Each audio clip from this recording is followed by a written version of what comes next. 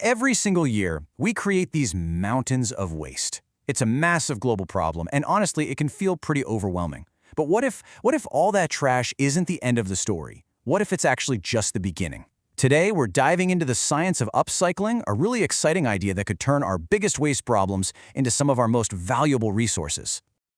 So, how do we actually pull this off? How do you turn a literal mountain of garbage into something useful? And look, this isn't some kind of magic trick or medieval alchemy. It's a really complex scientific quest, one that takes a ton of ingenuity, precision, and maybe most importantly, a brilliant plan. Right? And that plan, that's the whole ballgame. You got to understand, scientists aren't just messing around in a lab, throwing stuff at the wall and hoping something sticks. Nope. They're following a super rigorous plan, one that's designed to attack this problem from every single angle. So, what does this master plan even look like? Okay, so at the very core of this whole thing is something called a mixed methods approach. Now, that might sound a little academic, but think of it like a master blueprint for a skyscraper. It doesn't just look at the chemistry or the engineering by themselves, it brings together a whole bunch of different fields to get a complete 360-degree view of the challenge. And we're not just talking about beakers and bubbling flasks here. This approach is more like a three-pronged strategy. You've got your hands-on experiments happening in the lab, of course, but you also have incredibly powerful computer simulations, and this is key, you have real-world insights from the communities these technologies are actually built for. And each one of these steps, it's like a crucial piece of a giant puzzle. In the lab, you're testing what works in physical reality. On the computer, you can run thousands of simulations to find the absolute best design. And then, out in the community, you make sure that the solution actually works for real people in the real world. And the cool part? They're all talking to each other, constantly, in this powerful feedback loop. So when we zoom into that lab work, it really splits into two main paths. On one hand, you've got thermochemical processes. That's basically using very carefully controlled heat to break waste down and get energy back. On the other hand, you have biological processes, which use nature's own tiny recyclers. We're talking microbes and fungi, to convert organic trash into useful stuff like biogas. So you've got this fascinating contrast, right? Fire versus life, in a way, both being harnessed for the exact same goal. Okay, but you can have the best plan in the world, right? If you don't have the right tools, it's not going anywhere. This is where it gets really fun. Let's peek inside the scientist's upcycling toolkit and look at the high-tech gear that brings these ideas to life. All right, this is where things get really cool, I think. Imagine this. Before you spend millions of dollars building a massive, complex incinerator, you build the whole thing on a computer. Using software for what's called computational fluid dynamics, or CFD, they can digitally test and perfect every single detail, like how air flows or how heat spreads. It lets them optimize the design for peak performance before a single piece of metal is ever cut. It's just brilliant. And it's not just the heat side that gets all the cool tech. Over on the biological side, the tools are just as mind-blowing. They've got custom-built bioreactors that are basically little microbe-powered factories. The creativity here is off the charts. They're even making things called mush boxes, literally bricks of fungi, that you can just put into the landfill and let them go to work, breaking down waste right where it sits. So you've got all this stuff happening. How in the world do you keep track of it all? Well, you use what are basically real-time watchdogs. These are advanced wireless sensor networks that are constantly streaming data on, well, everything. Temperature, humidity, even radiation levels.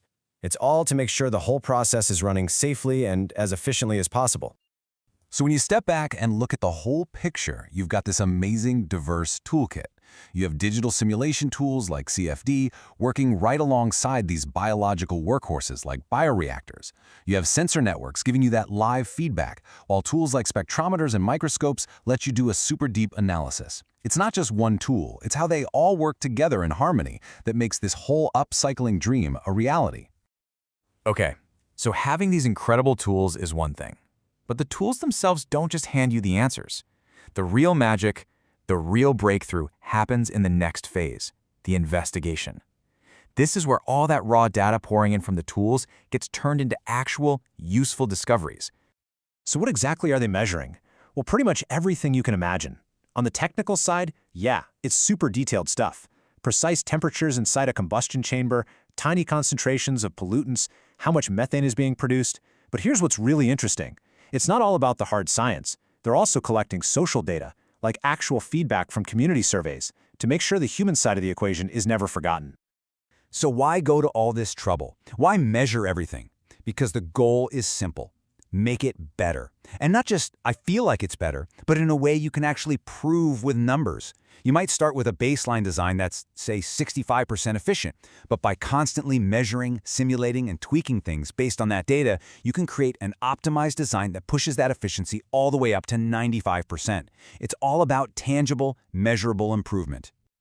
But listen, getting these amazing results, pushing that efficiency up to 95%, it doesn't mean a thing if people can't trust the science behind it.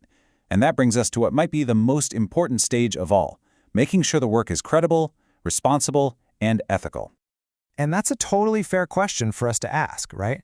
Especially when we're talking about new technologies that could affect entire communities. We have to be able to trust the findings. So how do scientists build that trust? How do they prove their work is solid? Well, it really comes down to two big ideas, reliability and validity. Reliability is basically asking, hey, if I run this experiment again, will I get the same result? And you ensure that by doing lots of trials. Validity asks a different question. Am I actually measuring the right thing, and am I measuring it correctly? And that's where using standardized, perfectly calibrated instruments comes in. You need both to have trustworthy science. You have to be consistent, and you have to be accurate. But honestly, it goes even deeper than just getting the numbers right. There's this huge ethical responsibility that underpins all of this work. It isn't good enough for a solution to just work. Scientists have to make sure it's safe for the people who operate it, that everyone's data privacy is protected, and that local communities are part of the conversation in a fair and open way. The responsibility here is just immense. So when you put it all together, the research, the high-tech tools, the commitment to trust and responsibility, what you have is a blueprint for a much cleaner, more sustainable future. The science is showing us that a path forward is actually possible. So I guess the final question isn't for the scientists, it's for the rest of us.